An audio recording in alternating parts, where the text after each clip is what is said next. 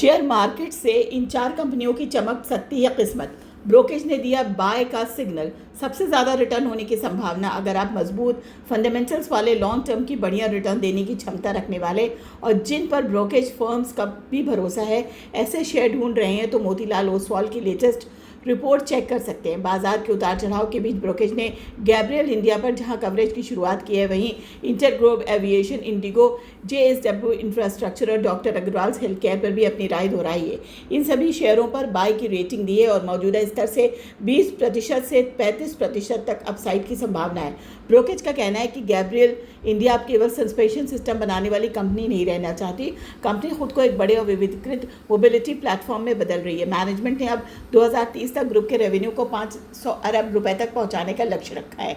मोतीलाल ओसवाल ने Gabriel India पर buy rating के साथ 1266 रुपये का टारगेट दिया है। शेयर का मौजूदा भाव 10,053 रुपये के आसपास है, यानी करीब 20% अपसाइड की संभावना है। मोतीलाल ओसवाल ने इंटरग्लोब एविएशन, इंडिगो पर बाय रेटिंग बरकरार रखते हुए 5600 रुपये का टारगेट दिया है। मौजूदा भाव 4,537 रुपये के मुकाबले में या करीब 23% अपसाइड दिखाता है। ब्रोकेज ने जेएसडब्ल्यू इंफ्रास्ट्रक्चर पर बाय रेटिंग के साथ 360 रुपये का टारगेट दिया है। शेयर का मौजूदा भाव 282 रुपये है, जिससे लगभग 27% अपसाइड की संभावना बनती है।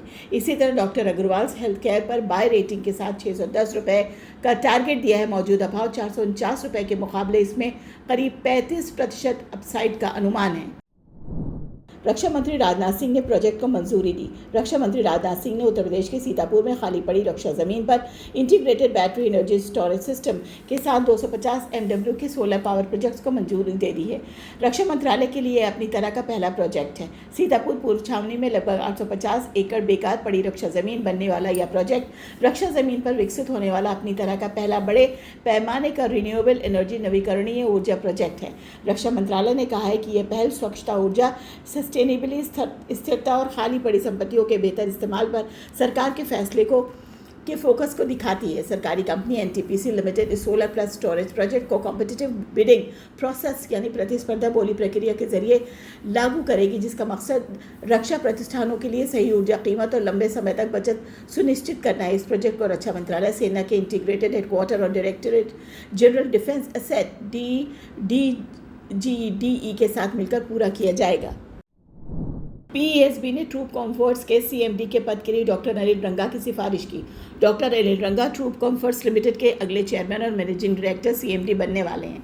यह रक्षा मंत्रालय के तहत आने वाली एक पीएसयू पब्लिक सेक्टर अंडरटेकिंग है। अभी वे ट्रूप कम्फर्ट्स लिमिटेड की एक यूनिट ऑर्डिनेंट इक्विपमेंट फैक्ट्री कानपुर में चीफ जनरल मैनेजर के तौर पर काम कर रहे हैं। बीते दिनों public sector defence manufacturing organisation और सरकारी कंपनियों के 10 सीनियर एग्जीक्यूटिव्स के बीच हुई कॉम्पिटिटिव सिलेक्शन प्रोसेस के बाद डॉक्टर रंगा को चुना गया।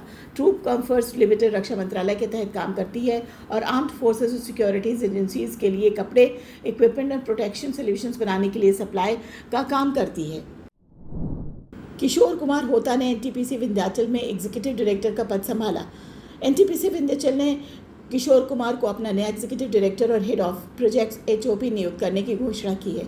उन्होंने गुरुवार को पदभार संभाल लिया। National Institute of Technology Rourkela के पूर्व छात्र होता के पास मैकेनिकल इंजीनियरिंग में बैचलर डिग्री और Xavier Institute of Management Odisha से फिनेंस में पोस्ट ग्रेजुएट डिप्लोमा है। उनके पास पावर सेक्टर में लगभग 38 वर्षों का अनुभव है। उन्होंने operations, corporate planning, fuel management, fuel transportation, green energy और बिजनेस यूनिट लीडरशिप जैसे विभिन्न क्षेत्रों में काम किया है। होता 1988 में एग्जीक्यूटिव ट्रेनिंग के तौर पर एनटीपीसी से जुड़े थे और तब से उन्होंने संगठन के विकास और ऑपरेशनल एक्सीलेंस में महत्वपूर्ण योगदान दिया। अपने करियर के दौरान उन्होंने विंध्याचल, नोएडा, कुडगी और लखनऊ सहित एनटीपीसी के कई प्रमुख स्थानों पर काम किया है। उन्होंने एनटीपीसी को बेहतर बनाने और विभिन्न बिजनेस सेगमेंट में विकास की पहल को आगे बढ़ाने में महत्वपूर्ण भूमिका निभाई है। पीईएसबी ने एनएलसी इंडिया के निदेशक पावर पद के लिए PLSS चैतन्य प्रकाश को नामित किया। PLSS चैतन्य प्रकाश कोयला मंत्रालय के तहत एक सार्वजनिक उपक्रम एनएलसी इंडिया लिमिटेड के अगले निदेशक पावर होंगे। सार्वजनिक उद्यम चयन बोर्ड PESB ने इस पद के लिए उनकी सिफारिश की है। वर्तमान में वह दामोदर घाटी निगम DVC में कार्यकारी निदेशक संचालन के रूप में कार्यरत है। एनएलसी इंडिया के निदेशक पावर पद के लिए प्रकाश की सिफारिश उन 11 उम्मीदवारों की सूची में से की गई है, जिनका 9 जून को आयोजित PASB का चयन बैठक संख्या में साक्षात्कार लिया गया था। एनएलसी इंडिया के निदेशक पावर के रूप में शिव प्रकाश कंपनी के निदेशक मंडल के सदस्य होंगे। पीईएसबी की सिफारिश को अब अंतिम मंजूरी के लिए कैबिनेट की नियुक्ति समिति एसीसी को भेजा जाएगा। गौरतलब है कि एनएलसी इंडिया लिमिटेड एक विविध खनन और बिजली उत्पादन कंपनी देश भर में थर्मल और नवीकरणीय ऊर्जा परिसंपत्तियों के साथ साथ लिग्नाइट और कोयला खनन परियोजना का संचालन करती है।